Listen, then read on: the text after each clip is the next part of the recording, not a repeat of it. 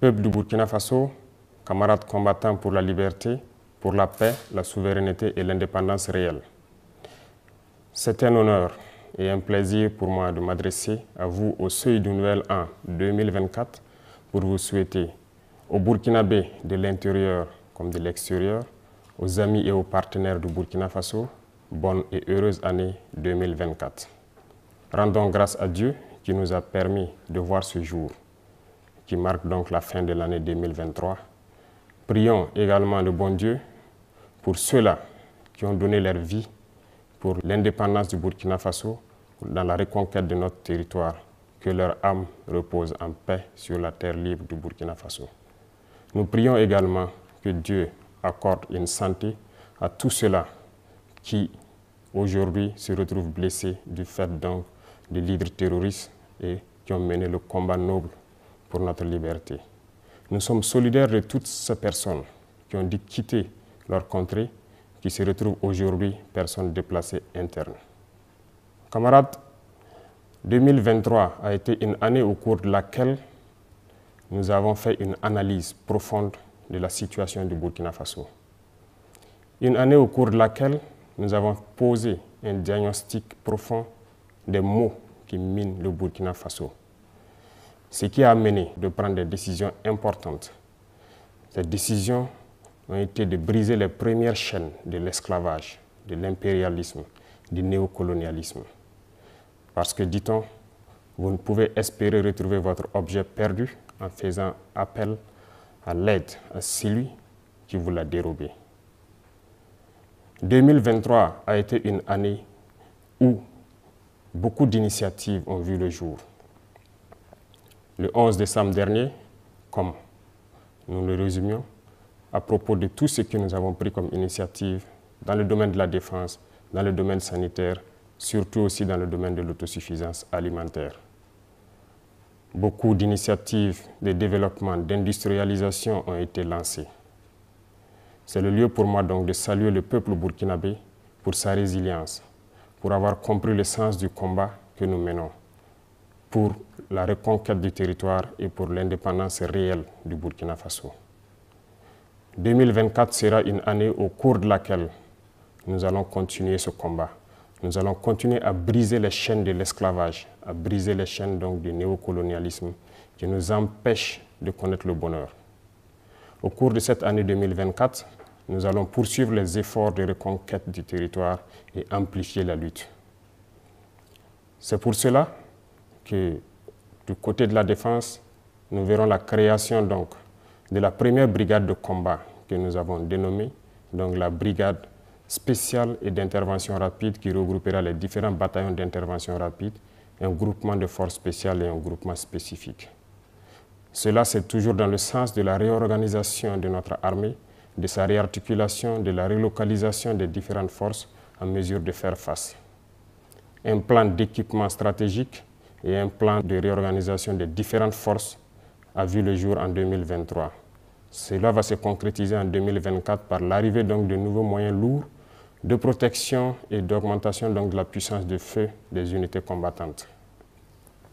En plus donc de ce volet, il faut savoir que 2024 sera aussi une année de défis parce que nous nous sommes fixés des objectifs sur le domaine donc de la reconquête et aussi donc le retour des différents PDI dans leur localité et leur sécurisation. Au cours de l'année 2023, comme je vous le disais, beaucoup d'initiatives ont été entamées. Et en 2024, nous devrons pouvoir approfondir et mettre réellement en œuvre tout ce que nous avons entamé. Notamment l'initiative présidentielle pour l'autosuffisance alimentaire et aussi l'offensive agro-pastorale du ministère de l'Agriculture qui a été lancée dernièrement. La campagne sèche est en cours dans toutes ces deux initiatives pour que nous puissions, au cours de l'année 2024, atteindre aux besoins, s'approcher de l'autosuffisance alimentaire. C'est un défi pour nous et j'invite donc le peuple burkinabé à s'approprier ces initiatives et à pouvoir se lancer partout où vous êtes pour que l'État puisse aussi vous accompagner et que nous puissions relever ces défis-là.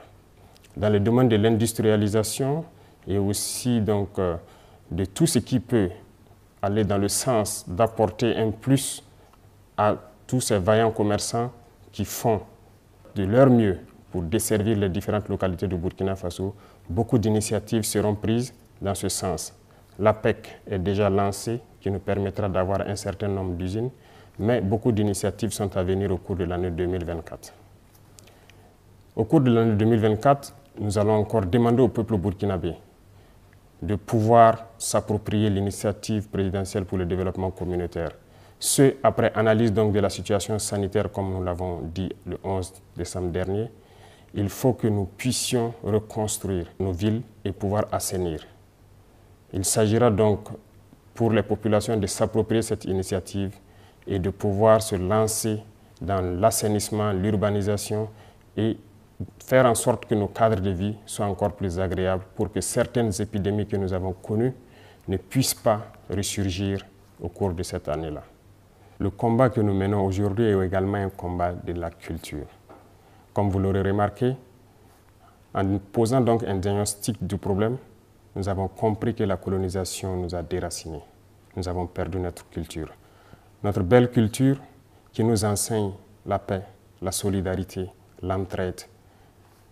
Nous avons perdu ces valeurs. Voilà pourquoi nous tenons à ce que la culture occupe une place importante donc, dans notre combat. C'est ce qui a amené donc à aujourd'hui officialiser nos langues nationales et aussi à créer le Conseil de communauté à travers donc, ce projet de loi qui vient d'être adopté donc, à l'Assemblée.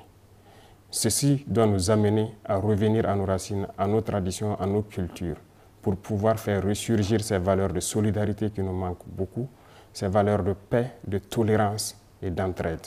Sur le volet de la corruption, il faut dire que l'année 2023 a été une année où ce phénomène a perduré.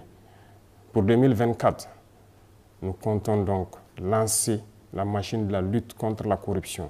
C'est le lieu donc pour moi d'inviter toutes ces institutions et structures qui œuvrent donc dans la lutte contre la corruption à redoubler d'efforts pour qu'à jamais nous puissions bannir ce phénomène de notre société. Camarades, nous restons convaincus de notre trajectoire, de la lignée que nous avons adoptée. Il n'y a pas meilleur que cet itinéraire que nous avons emprunté pour notre liberté, pour notre souveraineté et pour que le Burkina puisse prospérer. Nous sommes convaincus et avec le peuple burkinabé, nous sommes rassurés plus que jamais que le combat que nous menons est noble pour le Burkina Faso, pour l'AES et pour l'Afrique tout entière. Nous allons vous souhaiter une très bonne année 2024, une année pleine de santé, une année de combativité, une année au cours de laquelle donc tous les Burkinabés vont pouvoir cultiver l'amour entre eux, une année au cours de laquelle nous souhaitons que les Burkinabés puissent faire fi des différends qu'ils ont connus et pouvoir donc regarder ensemble vers l'avenir. Une année de bonheur, une année au cours de laquelle les espoirs des uns et des autres donc, vont se voir accomplis. Nous ne pourrons terminer sans remercier le peuple burkinabé qui a compris le sens de la lutte et qui se bat jour et nuit dans la veille citoyenne pour protéger cette transition. Parce que, dit-on, l'ennemi n'a pas encore rangé sa hache de guerre, que ce soit de l'intérieur ou de l'extérieur, l'impérialisme est toujours en activité. Merci au peuple burkinabé pour ce combat que nous menons et merci à tous ceux qui, de près ou de loin, nous soutiennent, qu'ils soient de l'intérieur, de l'extérieur, partout dans le monde, qui soutiennent le Burkina Faso dans cette lutte. Vive le Burkina Faso, que Dieu protège le Burkina Faso. La patrie ou la mort, nous vaincrons.